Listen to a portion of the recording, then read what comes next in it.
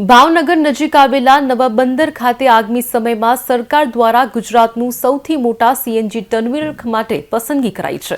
તેને લઈને ભાવનગર મહાનગરપાલિકા દ્વારા ભાવનગરના રૂપાવરી ચોકથી નવા બંદર સુધી રોડના કામકાજની સમીક્ષા કરાઈ હતી। આગામી દિવસોમાં 4 ટ્રેક રોડ બનાવવા માટેની કાર્યવાહી હાથ ધરાશે। આ ઉપરાંત ભાવનગરના તરસમિયા ચિત્રા વગેરે સ્થળો પર નવા ફાયર સ્ટેશન ઊભા કરવા માટેની સમીક્ષા કરવામાં આવી હતી, જેમાં ભાવનગર સ્ટેન્ડિંગ કમિટીના chairman Raju Rabadiya, municipal commissioner Sujit Kumar તેમજ મેયર ભરત બારાડે મુલાકાત લીધી હતી।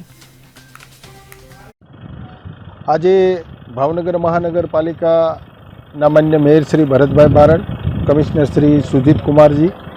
અને સ્ટેન્ડિંગ કમિટીના ચેરમેનની જવાબદારી સાથે આજે રૂવાપરી ચોકથી નવા બંદર જતો રોડ જે આગામી દિવસોમાં ડેવલપ થવા જઈ રહ્યું છે, પોર્ટ ડેવલપ થવા જઈ રહ્યું છે, સીએનજી ટર્મિનલ માટે થઈને જે રાજ્ય સરકાર અને કેન્દ્ર સરકારની ભાવનગર ઉપરની પસંદગી છે, એને અનુસંધાને રૂવાપરી ચોકથી લઈને નવા બંદર સુધીના રોડને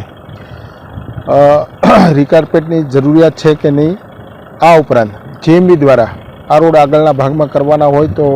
વાઇડિંગ કરવું પડે એમ છે કે નહીં, આની ફિઝિબિલિટી તપાસ માટે અમે આવ્યા હતા।